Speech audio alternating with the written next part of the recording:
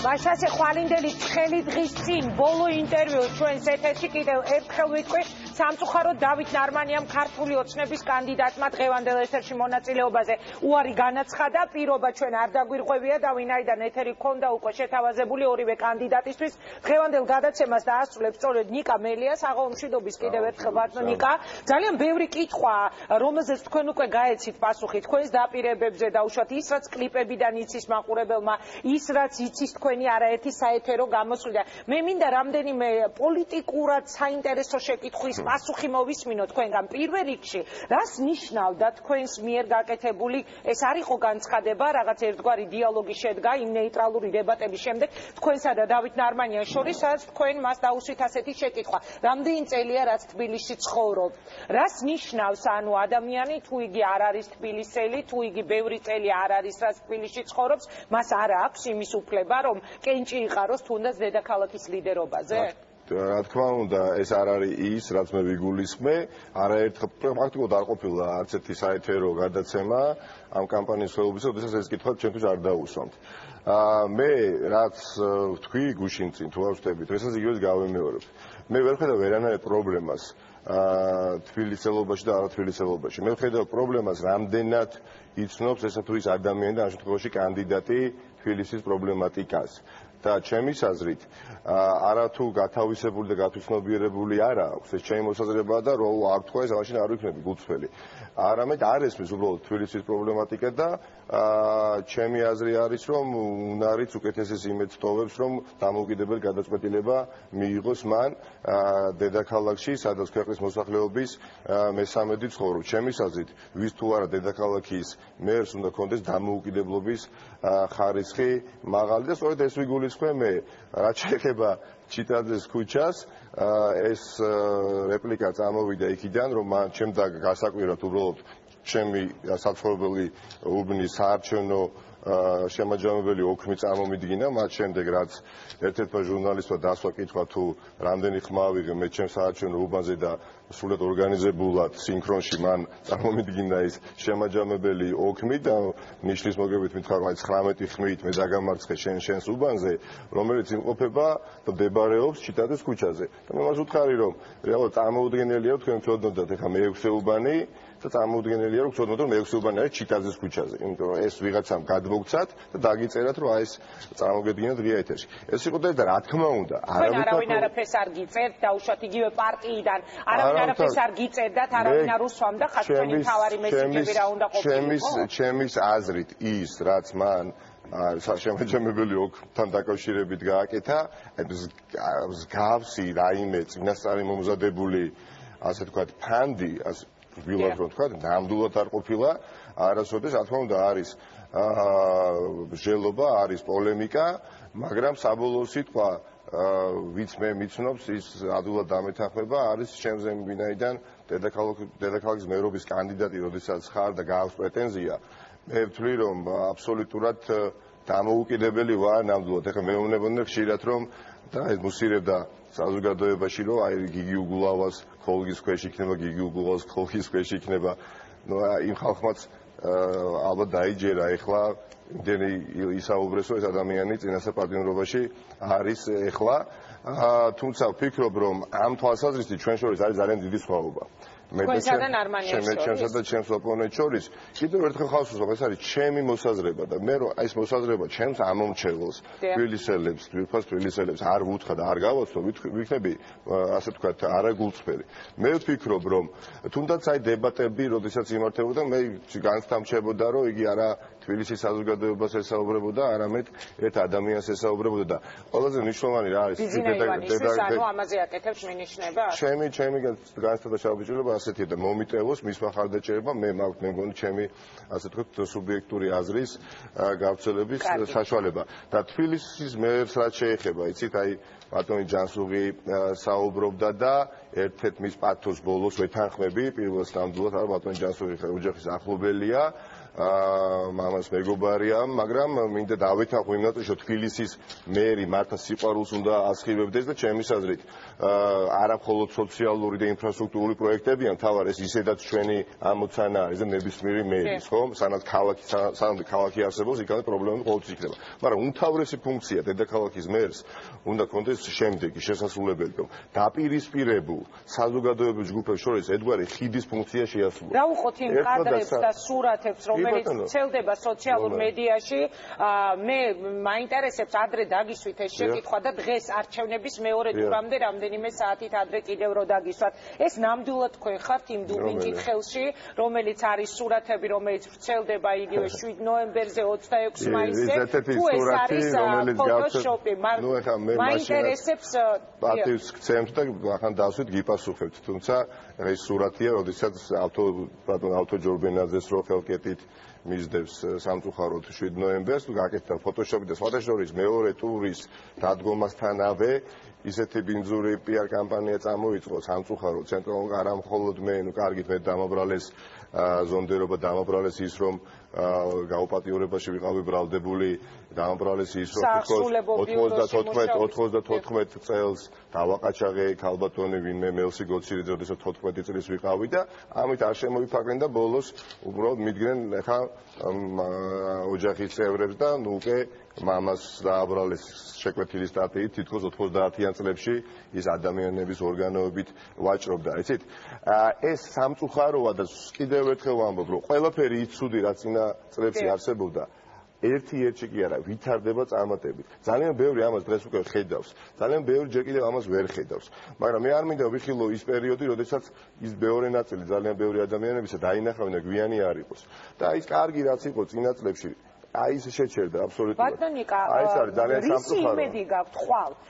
რეალურად ხვალინდელ არჩევნებს უკვე აღარ სჭირდება ეს საარჩევნო ბარიერი, რომლის გამოც შედგა მეორე ტური და თქვენი აღებული პროცენტები, თქვენ რომ ისევ ხელახლა მიიღოთ, არც ერთი ხმა რომ არ დაგაკლდეთ, მაინც გამარჯვებული გამოვა თქვენი მთავარი კონკურენტი. ვერ დაგეთანხმებით ვერანაირად, ეს იქნება არჩევნები და ერთი დღე დარჩა, სადაც თითოეულ ხმას ექნება მნიშვნელობა ეს იქნება არჩევნები დათო ნარმანიესა და ნიკა მელიას შორის. ეს იქნება არჩევნები, სადაც მაქსიმალურად ყველამ უნდა ვეცადოთ რომ გამოვცხადდეთ.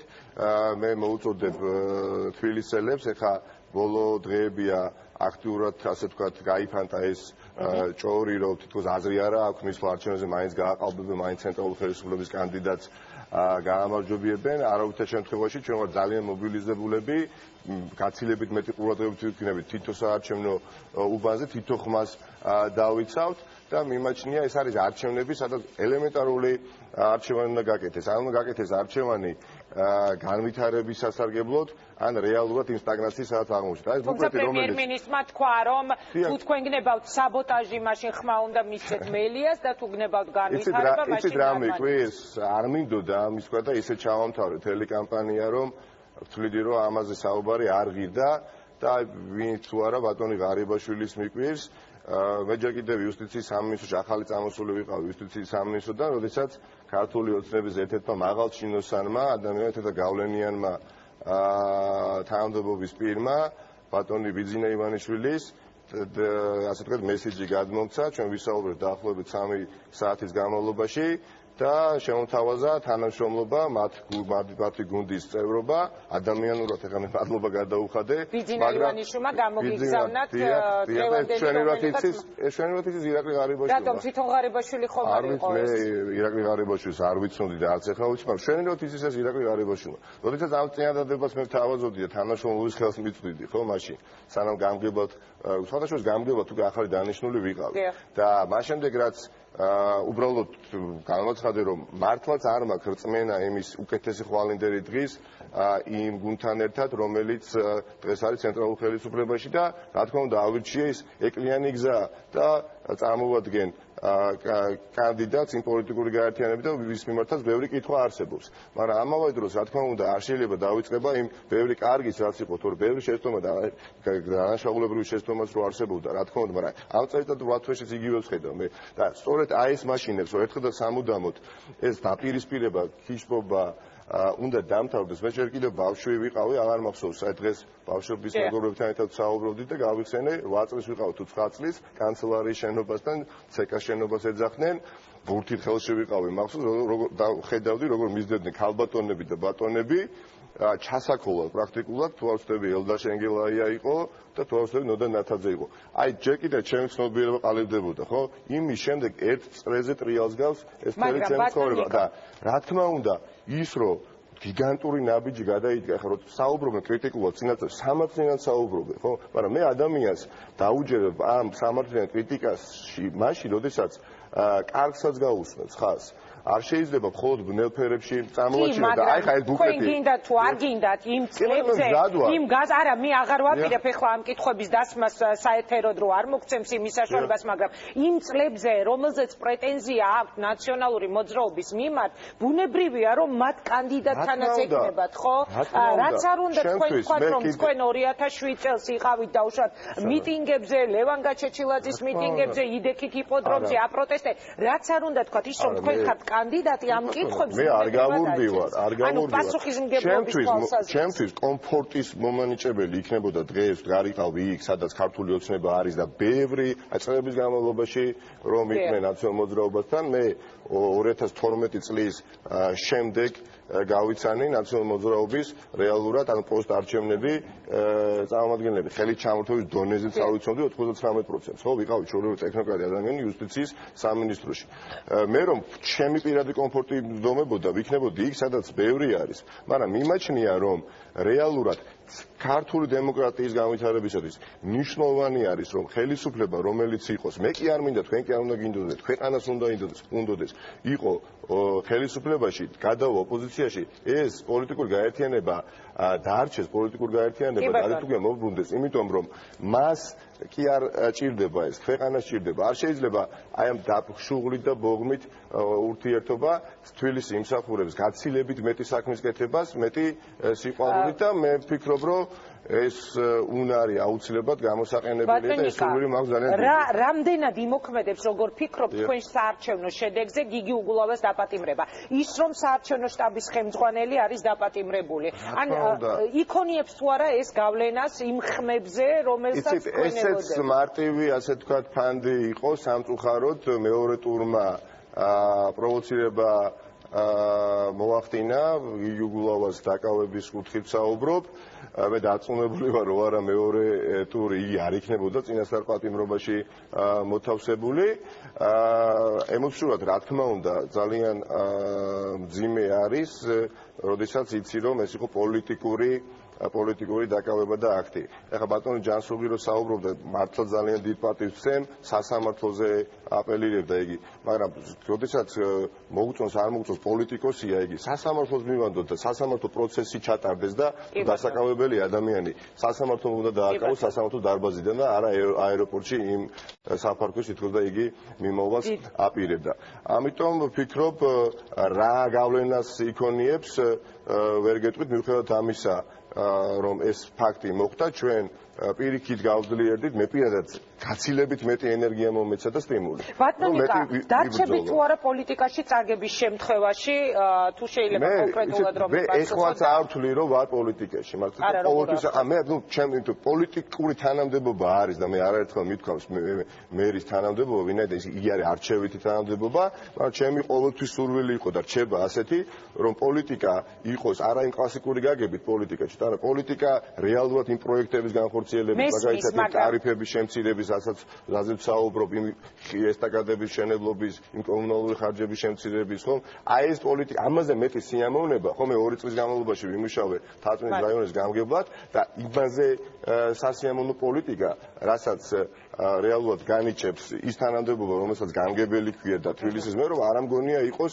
კლასიკური გაგებით პოლიტიკა. ამიტომ მე ვფიქრობ, რომ ყველამ უნდა ხვალ ჩვენ თავში ვიპოვოთ ზალა, გამოვცხადდეთ არჩევნებზე და გავაკეთოთ გააზრებული არჩევანი. და გავაკეთოთ ის არჩევანი, რომელიც 3 წლის განმავლობაში ჩვენს ოჯახებზე აისახება. ხშირად საუბრობენ, ამას ძალიან მინდა ვთქვა, რომ აი მესამე არჩევნები, აი მესამე ეტაპია, აი საპრეზიდენტო არჩევნები, ეხლა თვითმმართველობის არჩევნებია, მანამდე საპარლამენტო. ეხლა ამიტომ არის სხვადასხვა არჩევნები, რომ სხვადასხვა კანდიდატები უნდა იმარჯვებოდეს. მაშინ ჩატარდებოდა ერთი არჩევნები და რომელი პოლიტიკური გაერთიანებას გაიმარჯვებდა, ის დანიშნავდა დედაქალაქის მერსაც, ის დანიშნავდა მაჟორიტარებსაც, პრეზიდენტსაც.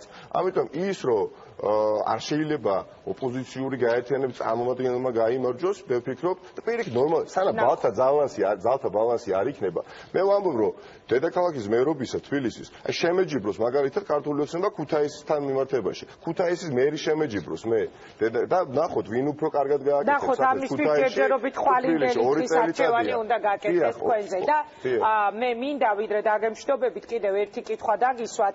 ამბობენ რომ გაგრძელდება დაჭერების ტალღა. როგორ ფიქრობთ, ვის შეეხება ეს და შეეხება თუ არა ნიკა მელიას, რომელიც ამ არჩევნებში იყო ნაციონალური მოძრაობის კანდიდატი, იმიტომ რომ ერთ-ერთი პირველი იყავით ქართულ ბანკის საქმეზე. მე ვიყავ და სწორედ აღნიშნე, როდესაც აი შემოთავაზა, ეს არის მე ძალიან ბევრი შეგინდა ძალიან ბევრი რამ ჩანს და ძალიან ბევრი ამას გაიგებს ადრე თუ გვიან. როდესაც ადამიანი გთავაზობს თანამშრომლობას და უარს ეუბნები, იმიტომ რომ წვენა არ გავს უბრალოდ და ამის შემდეგ ერთ თვეში დაახლოებით შენ ბრალს აგიყენებენ, ხო?